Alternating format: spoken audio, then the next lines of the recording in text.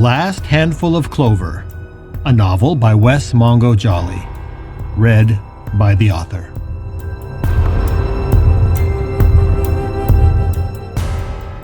Book 2, Gifts Both Light and Dark.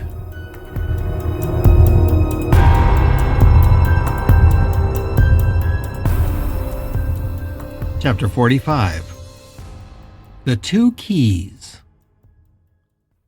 June 14th, 8:30 a.m. In all my years of living in this city, I've never been up here, Richard said. The three ghosts were climbing the red metal stairway that wound up the inside perimeter of the clock tower at the City and County building. Richard thought they made an unlikely trio. The old native woman, the adolescent boy in the straw hat, and the aging professor. Of the three, Richard was the only one that seemed shell-shocked. He was putting one foot in front of the other without knowing where they were going or why. I thought this would be a good place for us to talk, out of the rain, Billy said as he led the way up the stairs. Nobody's going to bother us here. The City and County building was right across the street from the courthouse, and since it was a weekend, nobody was taking the very popular tour up to the top of the clock tower with its excellent views of downtown. Richard had never bothered taking the tour, and now he felt like an obedient dog, walking behind Billy and the old woman he called Tooele. The brown brick walls of the clock tower made Richard feel as if they were ascending out of a deep well. "We are here," Tooele said as they stepped out onto the observation level. "Thank you, Billy, for suggesting this place. It will do nicely." Tooele's voice was deep and rich, almost masculine, with a resonance that reminded Richard of his grandmother before she had died. In his previous encounters with the old woman, she hadn't spoken, and it grated against Richard's ears to hear her speak now, almost as if he had assumed she was mute.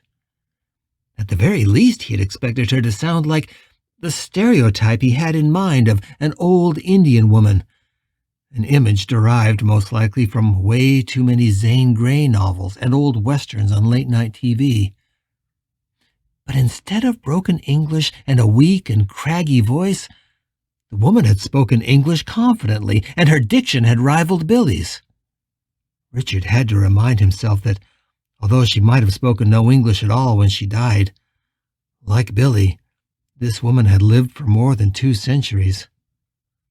Billy had said that she'd been dead longer than any ghost he knew. It was mid-morning by the time they reached the top of the tower. The misty and gray streets below were mostly quiet. A few umbrellas moved along the sidewalks like black mushrooms. The thunder had quieted to a distant and ominous rumbling echoing across the gray and misty sky. The rain had become light, but the fog persisted in ghostly waves. Richard could hear the sounds of sirens in the distance, ambulances and police cars zooming off in all directions. It's like being on an island when a hurricane is gathering, Richard thought. Like we're seeing the first whitecaps batter the shore around us. "Richard, it's very nice to meet you formally," Tooele said, reaching out a spotted and gnarled old hand. Richard shook it, still marveling at the fact that he could touch her, just as he could touch Billy.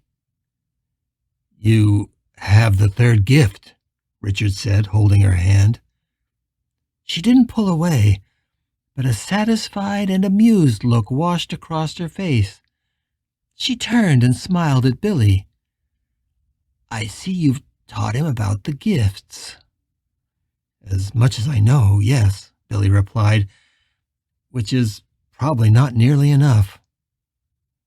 She gently pulled her hand away from Richard, who immediately felt a sense of emptiness at its passing. She reached out and put that hand on Billy's neck in a tender, almost motherly gesture. Thank you, Billy. She leaned over and gave him a kiss on the forehead. She was not a tall woman, but even hunched over, she was taller than Billy. The simple gratitude and tenderness in that gesture embarrassed Billy, and he looked down at his feet. I think when Billy speaks of God, at least part of him has been speaking of this woman, Richard thought.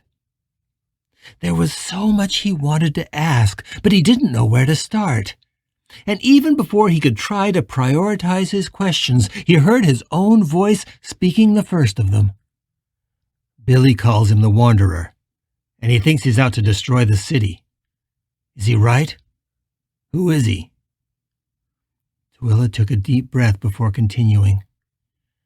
Make yourself comfortable, Richard. You're already asking difficult questions, and we just met. She indicated a bench that lined the corner of the belfry, under the eaves and out of the rain. Without even thinking about it, Richard eased down, while Billy and Twila remained standing. The one that Billy calls the Wanderer was originally a man, just like you. He was a half-breed Shawnee by the name of George Drouillard, and he was a trapper and a hunter in the early 19th century. But he escaped the encroaching wave of white invaders in about 1810, and he found shelter with the Goshute tribe. My tribe. I don't think I've ever heard of the Goshute, Richard said. Few white men have, even in Utah. But they were one of the ancestral tribes in this region. We lived, and many of our descendants still do, on the far side of the Ochre Mountains. We loved this valley long before the Mormon settlers arrived. How did you know this man, the one you call Drouillard? Richard asked. Twila smiled. I knew him because he was my husband. Billy's expression was one of shock. Why didn't you tell me that? Billy asked. I never knew. I didn't tell you, dear heart, because you didn't need to know. It wouldn't have mattered in the slightest, and it would have only confused you. Hadn't you already come to the conclusion on your own that the Wanderer was just another ghost? Just one of the dead, like both of us? Billy started. I wasn't sure. But yes, I long thought that must be true. I also didn't tell you because there wasn't anything you could do to stop him, and I didn't want you to try. By the time you and I met, by the time we both had the gifts, George was too far along on his dark path. He was already far more powerful than anything either of us could have dealt with, even a century ago. So why are you telling us now? Richard asked. She looked at him and smiled. Her expression was so warm and beatific that Richard could feel himself melting under it. It was no wonder that Billy had come to worship this woman like a god. There was an undeniable charisma and power in her that gave Richard a tiny shred of hope. I am telling you now because you are here, Twila said simply. She knelt in front of Richard and took his hand. I've been waiting for you almost since the beginning. And when was the beginning? Richard asked.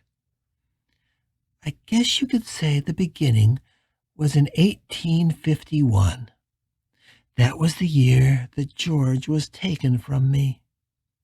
That was the year he interrupted our river journey to the home of the Great Spirit. We were both very old at the time, and we both knew that we didn't have long for this world. We talked of our deaths often, and that was always how we described it to each other, as a journey.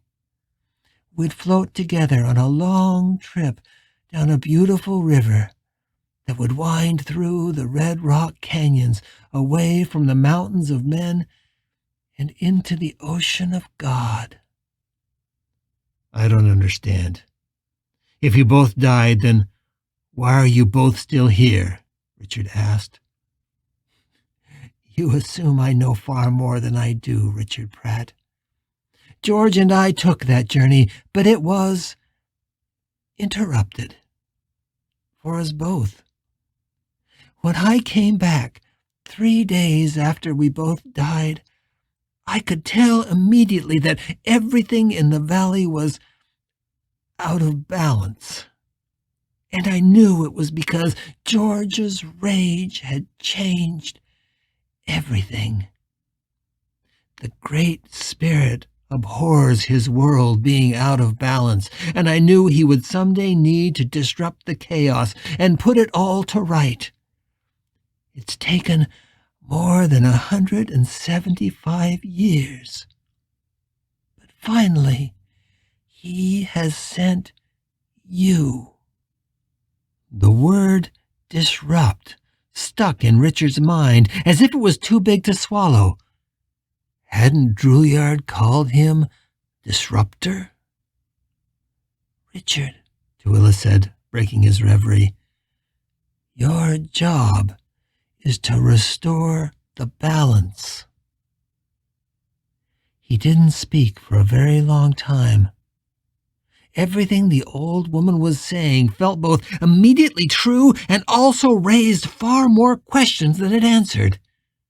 He didn't want to see himself as some kind of messiah sent by the Goshu's great spirit to right an ancient wrong. But he also couldn't shake a growing sense of destiny, an aching familiarity in everything the old woman was saying. But he was still Richard Pratt, and Richard Pratt had never had a lot of patience with magical thinking. Fine, Richard said, holding her gaze. You say that I'm here to restore the balance. Whatever. How the hell am I supposed to do that? You'd think if your great spirit sent me, he'd at least give me some idea what I'm supposed to do. For the first time, he saw the confidence in the old woman's gaze falter, as if she'd just sensed the first crack in her idol. She's going to learn I'm not the holy man she expected, Richard thought, and almost felt sorry for her. I'm going to tell you right now, Richard continued, that the only balance I care about is keeping my partner Keith safe and in the world of the living. I really don't give a shit about this city, and if it's about to go to hell, then I'm going to get him out of here. Both your dead husband and your great spirit can be damned. The old woman just stared at him, her face unreadable. Finally, Billy cleared his throat and spoke. His voice was thin, as if he was revealing a secret he had promised to keep. Tooele, you heard us talking earlier. Richard is planning to use the fourth gift to protect Keith.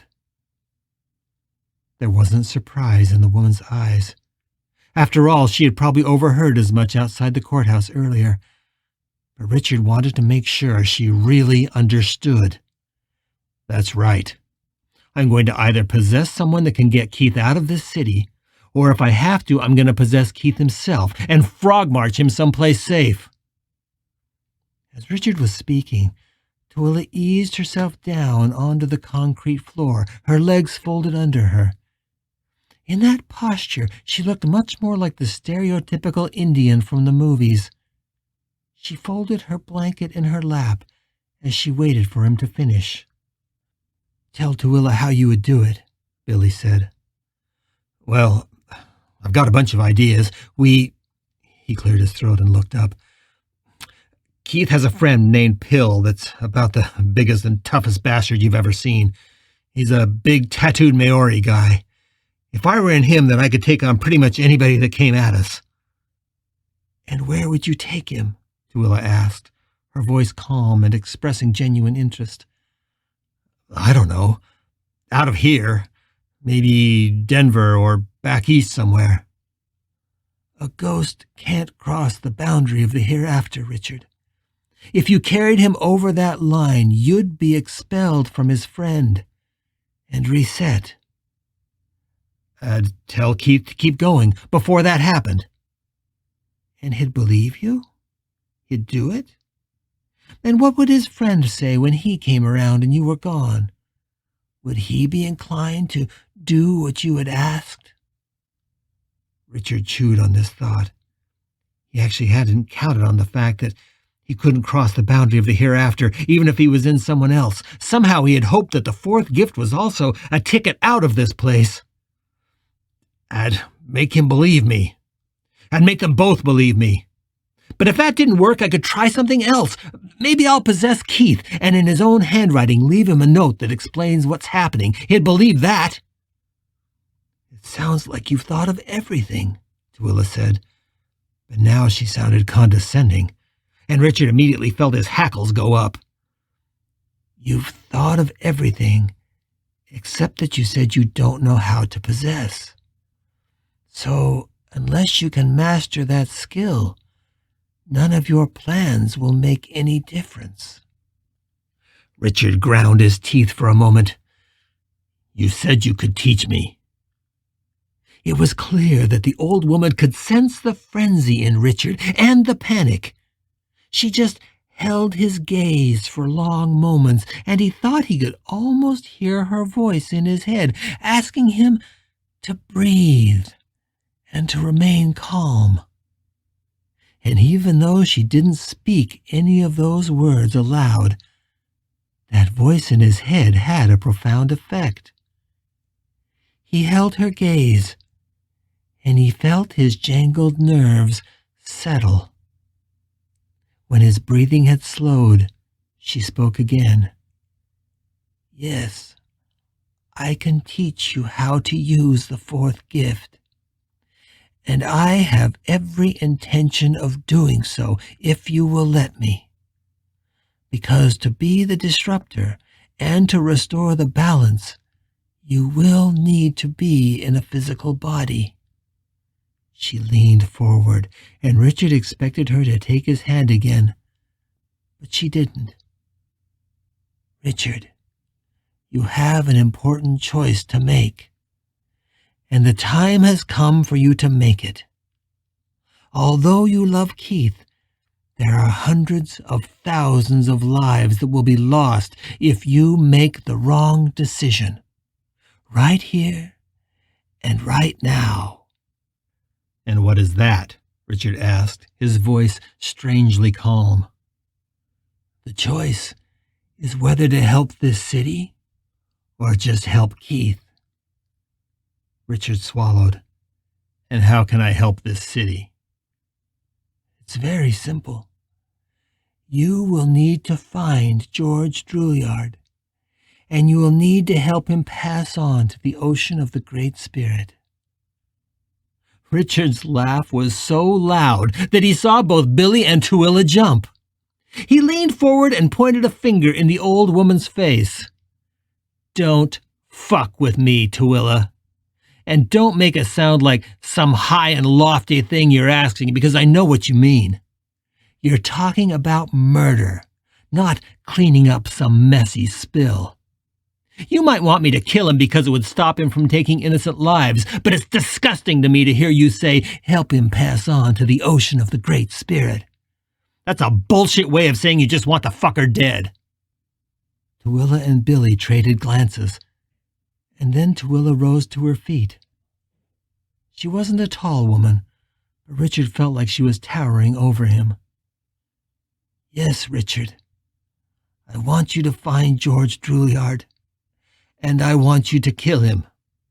I want the fucker dead, in your colorful language. And what I'm asking of you is even more brutal than that. George's spirit has used the fourth gift to take an innocent, and I believe that the only way to make him pass to the other side is to kill the innocent in which he is residing. Then he will be forced to pass on to the other side along with him. Richard's eyes narrowed as he looked at the old woman. But won't he just flee that body at the last minute? That's what Billy told me Justin would do. That's possible. But George has been in this innocent's body for a very long time. So long, in fact, I don't know if he can leave, even if he wants to. Possession is normally a brief thing. It's a matter of minutes or even seconds, but George has been in his victim for more than half a century. I'm not sure he even remembers being a ghost. Twilla's face suddenly looked drawn and very old. I certainly think he has forgotten me. Are you saying he really does think he's God? That I don't know, but it is possible. Okay, so who is this innocent, and where is he? Richard asked. For the first time, Twilla broke her gaze and looked down at the floor. She hesitated before answering. I don't know. When you possess an innocent, you exit the world of the dead. You can no longer be sensed by other ghosts, even the ones you are closest to. Billy knows this is true, because he's often lost touch with Maddie for this reason. Billy nodded. I always know when she's using the fourth gift, because that tug in my head winks out. It's like she's disappeared.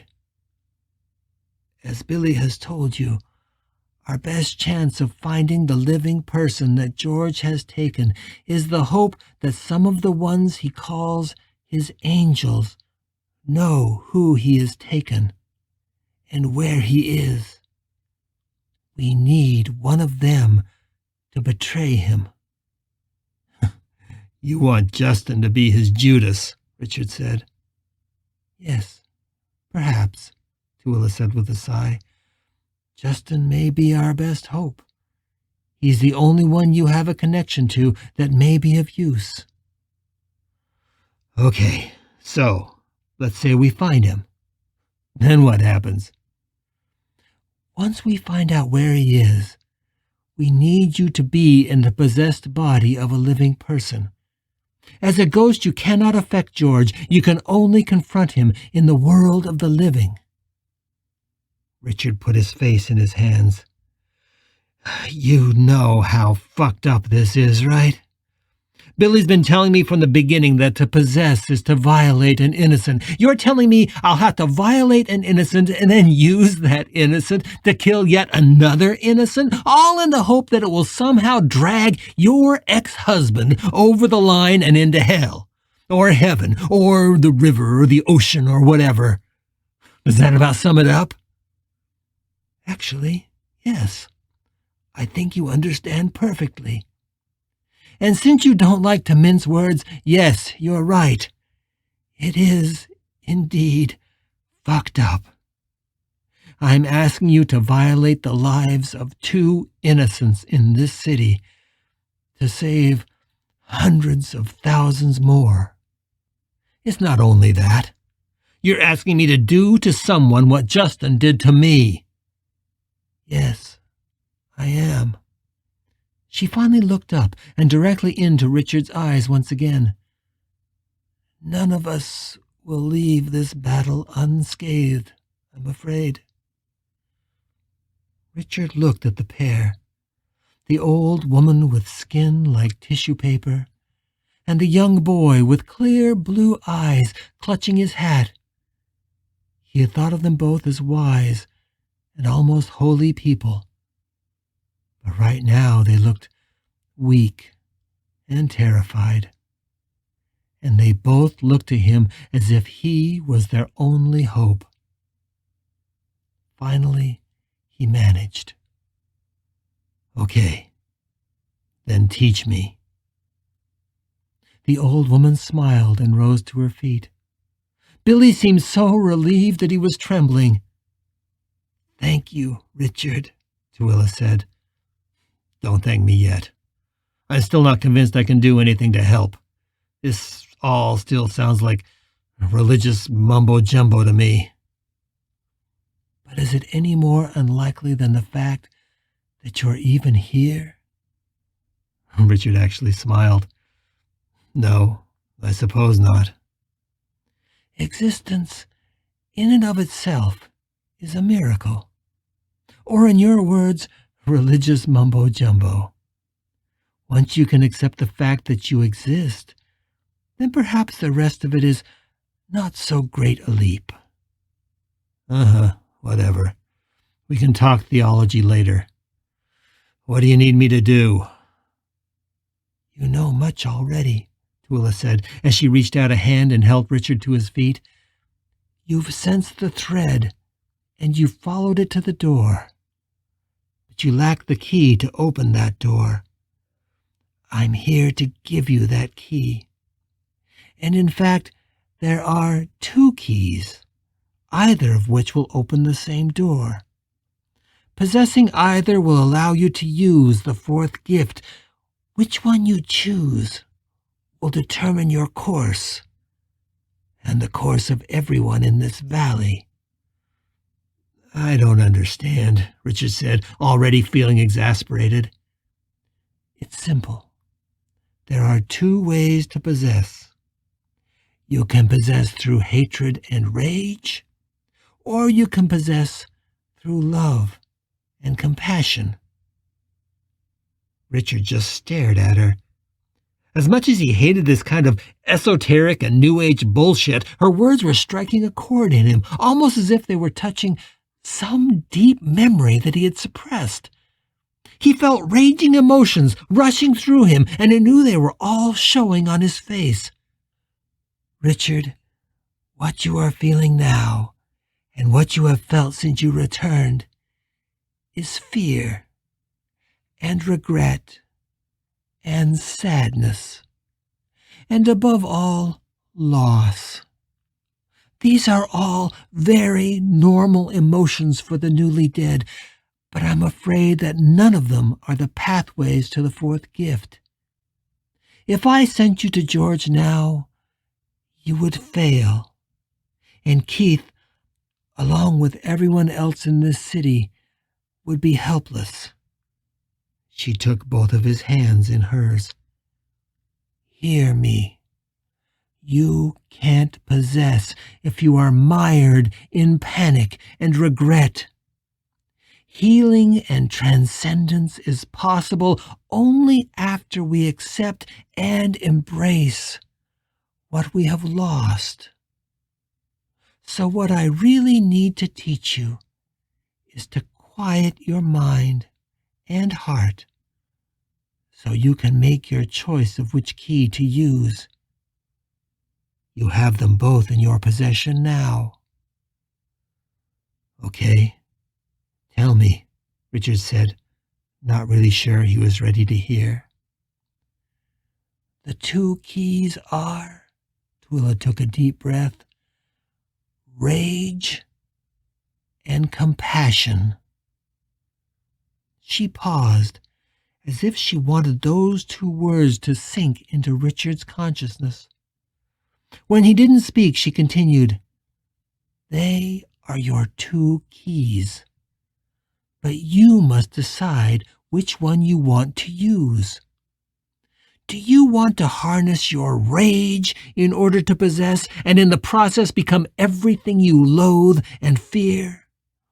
Or do you want to harness your compassion?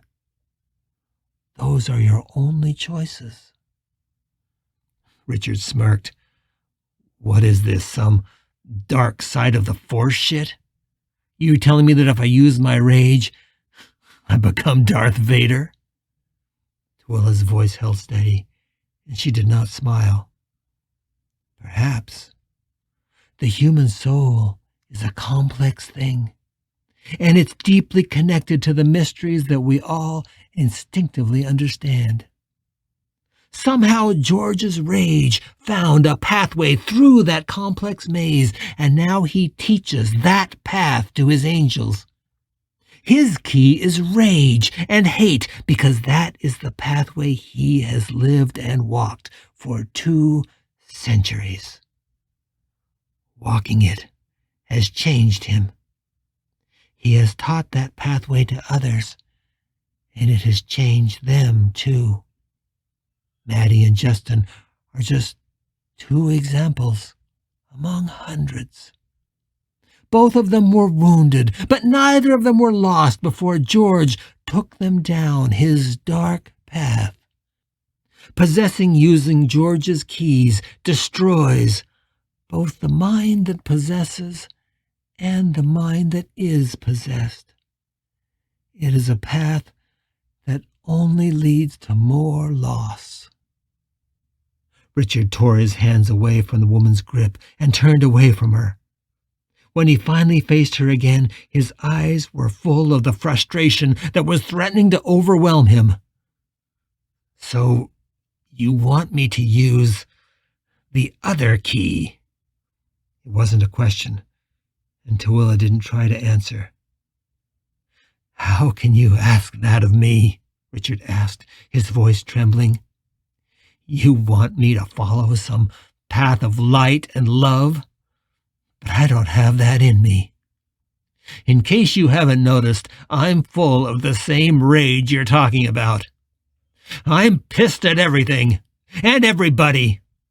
I'm pissed at the danger Keith is in, and I'm pissed that I'm even in this stupid thing you call the hereafter. Most of all, I'm pissed at myself for not keeping Keith safe when I promised him I would." He felt his rage working up to a fever pitch. 2 weeks ago, I was alive and happy and knew none of this. I didn't even know about this fucking place. I had no idea that goddamn ghosts were roaming all over this city, and now I'm dead, and I've lost everything because of some cosmic bullshit that I have no control over. How the fuck can you ask me to walk the path of compassion? Rage is a feeling I can access right now. But compassion? No, I don't have it in me. You're crazy if you think you can make me all zen and loving right now. But rage is certainly something I have pretty easy access to." He stopped and stared at her, and he could almost feel her will weakening under his gaze. "So, what happens if I possess with rage?" "Then you are following George's path, and the path of Maddie and Justin and many others, hundreds in this valley. Can't you see where it is leading?" Richard was silent, but he refused to break the old woman's gaze. "I have revealed the 2 keys, Richard Pratt. Now, let me show you the lock." "What do you mean?" "Richard, it is the person you wish to possess that you must either hate or for whom you must feel compassion and love. So let me ask you this. Who could you hate enough to possess them and make them do your will? Who in the world you left behind do you loathe enough? Or do you think that you have it within you to build up a frenzy of hate for a stranger?" Richard felt his hands clenching into fists. "I'm sure I could find someone." "It's not as easy as you think. Not unless your nature is already dark and twisted, and I don't believe that is true of you. Even for those who were already filled with rage and anger, like Maddie and Justin, it was not an easy thing for George to teach them to actually use that hatred." She was holding his gaze now, and he felt his resolve weakening. "Remember, if you possess with hatred, it will usually destroy the person you have taken. Is there anyone you would wish that upon?" "Only Justin," Richard said, his voice weak. Tooele seemed saddened by his answer. "You may hate Justin right now, but he isn't the one you will need to possess. Who among the living do you hate enough to visit this upon? Richard decided not to answer that question. So, the other key is somehow easier? I love Keith. I've never loved anyone more. But when I was with him, that love didn't give me a pathway to possess him. I tried, but that door stayed locked. Again, Twilla's voice became soft and compassionate, and despite Richard's anxiety, she crossed to him and spoke. Because, Richard Pratt, it wasn't love you showed to Keith. You haven't shown him genuine love since you crossed over. You have shown him your fear and your anxiety. You have shown him your desperate need and your grief and your desire to soothe your own conscience by protecting him. You have shown him only your own weaknesses and tried to lean on him to mend your broken soul, to salve the loneliness you are feeling, to end your own pain. None of that is love. Richard felt his eyes squeeze shut, but it couldn't lock out Twilla's words. It couldn't drive from his brain the knowledge that she was absolutely right. Nothing he had shown to Keith since his return was truly about his love for his husband. It was all about his own fears, his own desperation. You'll need to do better than that, Twilla said softly. You'll need to be more selfless if you hope to possess out of compassion. Richard began to shake, but the tears didn't come. Instead, his jaw set and his eyes narrowed. He clenched Twilla's hands in his own over and over, finally looking down at her with steady, determined eyes. He felt like something had broken inside of him. What do you need me to do? He asked. If you stay with me, I will teach you, and I will give you what you need to have a chance at stopping George. How long will it take? Richard asked, his voice breaking and his entire body now quivering. Keith is in danger. I can't just sit here and contemplate my ghostly navel. I don't know how long, but I need you to stay with me and put everything else out of your mind for as long as it takes. Richard paused and thought for a moment. If I do this, I want to send Billy to watch over Keith. And Billy, you have to promise to do whatever is in your power to keep Keith safe. If Justin shows up, say whatever you need to say. Reason with him if you can. If you can't, then lie to him. Tell him I'm coming and that he has to keep Keith alive until I get there. Tell him you'll come and get me. Billy reached out a hand and put it on Richard's shoulder. I will, my friend. I promise. He took a deep breath. Okay, then go. Billy looked at Twiilla, but he did not leave until she nodded her head in a kind of blessing. Then he rushed quickly down the stairs. When Billy was gone, Richard turned to Twiilla. There's one thing that you didn't tell me, and I think maybe you didn't want to say it in front of Billy, Richard said. I don't think you're at all certain that killing Drouillard's host is going to do a damn thing. What if we kill him and nothing changes? What if he doesn't cross over? Or what if his angels just continue their rampage? Yes, all that is possible, the old woman said. But all we can do is what we can. The dead can affect the course of the universe far less than the living. So the actions we take here are much more restrained. Still, the compulsion to act is laid upon us by the Great Spirit, and it is no less binding. We can only do what we can, and trust that it will be enough. You sound like Billy, Richard said. He likes to talk about faith. She smiled. Yes, faith. That is a good word. Okay, fine. Just no more talk about your Great Spirit, okay? It just pisses me off. The old woman just smiled and made no promises. But she took Richard's hand again and said, Now we can begin.